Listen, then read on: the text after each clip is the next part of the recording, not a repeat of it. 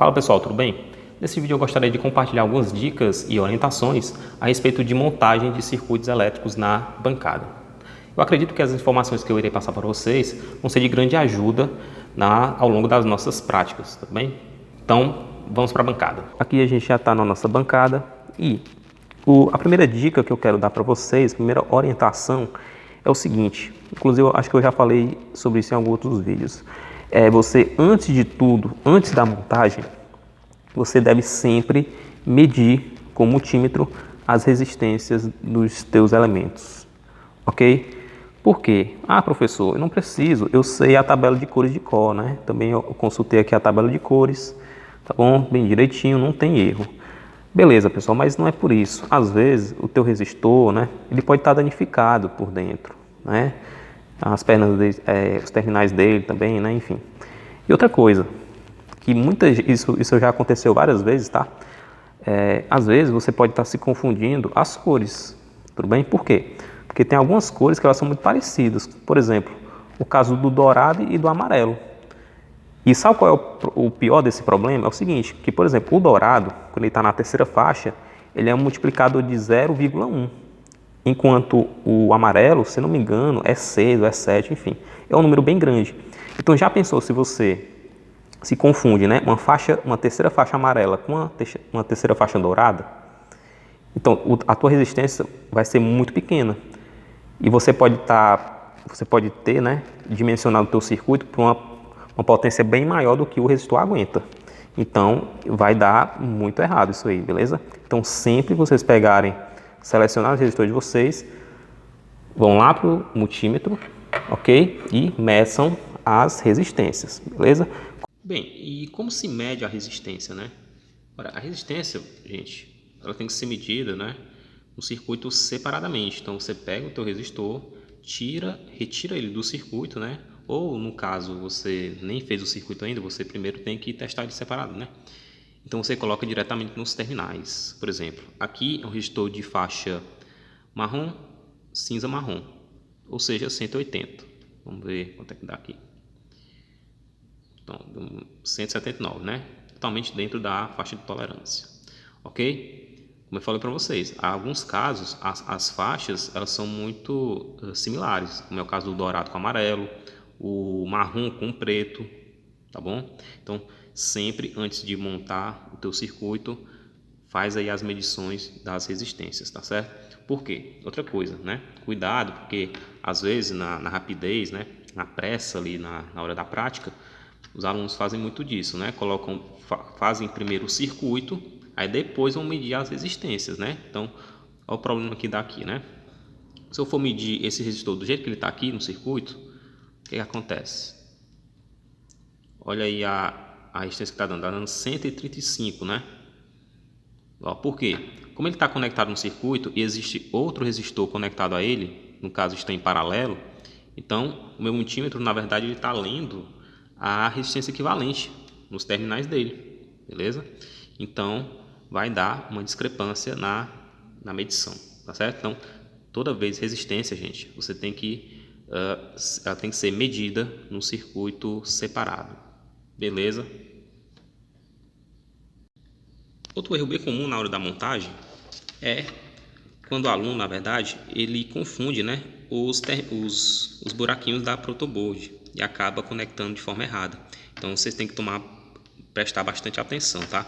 É lógico que em circuitos pequenos é bem fácil detectar esse erro, como nesse exemplo aqui que eu fiz para vocês, né? Ó, percebam, assim, olhando rapidamente a gente pensa que está correto, né? Mas se você perceber aqui, ó, esses dois estão conectados em paralelo, contudo, olha, deixa eu afastar um pouco mais, ó. Tá vendo? Ó, eles não estão conectados. Esse aqui está na fileira, o terminal desse está na fileira, e os outros dois estão em outra. Ó. Então isso aqui, pessoal, é muito comum nas montagens, tá? Aqui é fácil ver, só tem 3 resistores, né? Mas em um circuito bem maior, com mais resistores, mais conexões, às vezes fica difícil de detectar isso aqui, tá? Então prestem muita atenção na montagem que vocês estão fazendo, tá? Prestem muita atenção. Isso aqui é um errinho que não é tão grave, porque geralmente esses erros em que você deixa de conectar um terminal de um elemento a outro, eles não têm muito perigo, né? Porque o máximo que acontece é que a corrente não vai fluir no circuito. Então, é algo que também é fácil de ser detectável, né? Quando você vai fazer a medição, tá? É diferente, por exemplo, de você estar fazendo um curto-circuito, tudo bem? Aí a coisa fica pior. Outra dica que eu dou para vocês na montagem dos circuitos é o seguinte: utilizem o menor número de jumpers possível, tá? Por quê? Assim, tem muitos alunos, tem dois tipos de aluno, na verdade, né? Tem aqueles que montam os circuitos dessa maneira, ou seja, eles conectam tudo o mais próximo possível um do outro, né? Terminal com terminal, né? Se possível, ele até soldaria cada perna uma na outra, né?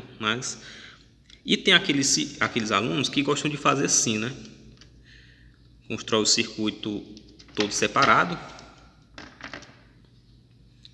e utilizam os jumpers, né? Coloca uma aqui.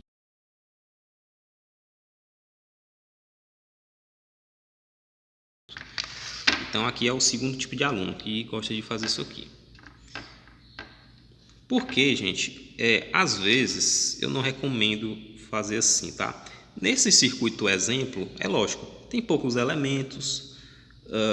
Eu acredito que até mesmo essa configuração até fica melhor do ponto de vista didático e também para ser analisado, fica até esteticamente bonito, enfim. Mas quando você pega circuitos um pouco maiores, com uma maior quantidade de elementos, primeiro, quando você adiciona jumpers, de certa forma você está adicionando o quê? Mais elementos no teu circuito. Então a probabilidade de ocorrer algum erro neles é muito grande. Então, e também em circuitos mais numerosos, acaba que os jumpers eles atrapalham muito, né? Na hora de você fazer as medições, né? Porque eles são bem grandes. Isso vai depender justamente do fio que você vai utilizar, né? Mas, por exemplo, esse modelo de jumper ele é um pouquinho maior, né? Embora sejam os mais pequenos que a gente tem aqui. Então, com o circuito ele fica muito denso, né? Esses jumpers acabam até atrapalhando, né? Até as medições, tá certo? Fora a questão da questão de falhas, né? Você está inserindo mais elementos que podem dar falhas. E para identificar isso aí fica pior, tudo bem? Então, assim, a dica que eu sempre dou é: tente usar o menos jumpers possível, beleza? Só se for algum caso bem específico, tá certo? Ou então em circuitos que sejam tão pequenos quanto esse, é até tolerável, né? Nesse caso, como eu falei, até fica melhor, tá bom? Então, é essa dica aí, cuidado, moderação no uso dos nossos fios, né? Ok? Então, pessoal, a próxima dica que eu quero dar é a respeito da segurança na montagem, né, e no manuseio dos nossos circuitos, tudo bem? Principalmente aqui no uso da nossa fonte. Bom, galera, primeiramente, evitem fazer alterações no circuito com a fonte ligada. Na verdade, com a fonte conectada ao teu circuito, tá? Então, toda vez que você quiser fazer alguma intervenção física aqui no teu circuito, alguma alteração, né? Principalmente na hora de medir corrente, por exemplo, sempre você desliga a fonte e retira a alimentação do teu circuito, tá? Então a dica é, primeiramente, monta o teu circuito e depois o que você faz? Você pega os cabos de alimentação, primeiramente conecta na parte do circuito, da maneira que eu estou fazendo aqui, tá? Aí só depois você, de fato, conecta nos bornes, ok? Mas antes disso, o que é que você tem que fazer? Você tem que certificar que a tua fonte está com uma tensão baixa, tá bom? Então, por exemplo, aqui 8 volts. Orientação, coloque em uma tensão muito baixa ou zero, né? Tudo bem? Então, só depois vocês vão conectar nos teus bornes, os bornes da fonte, tá? Aí, então, depois de conectado, aí você vai elevar a tensão, né, que você escolheu, a tensão de trabalho para o teu circuito até o ponto desejado. Ok, agora com o circuito estando ligado, como é que eu faço agora para desconectar o meu circuito? Então, primeiramente de tudo é fazer o que? Você diminui a tensão da fonte, você faz todo o processo ao contrário, né? E depois você desliga, tá? E por medida de segurança, você retira também os bornes. Ou você pode retirar um borne se quer, tá? Também não tem problema. Aí sim você faz a intervenção que você tem que fazer na fonte, tá bom? Qual é o erro que muitos alunos cometem, né? É um erro, é um deslize, né? Lá na hora, no calor do momento, né? Ali da prática, o que é que muitos alunos costumam fazer, né?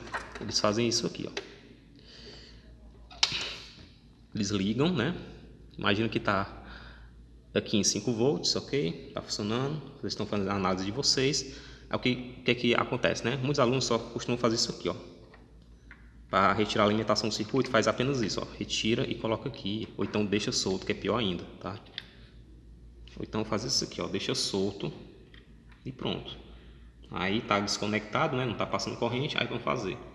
Mas isso aqui, pessoal, do ponto de vista de segurança não é recomendado, tá? Porque você, querendo ou não, você tá deixando uma ponta solta aqui com um certo nível de tensão.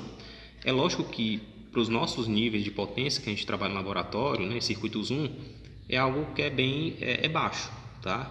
Mas dependendo aí do nível de tensão que você está trabalhando, você pode descarregar acarretar uma pequena descarga elétrica, tá? Então tome muito cuidado com isso, ok? Então evitem fazer essas coisas.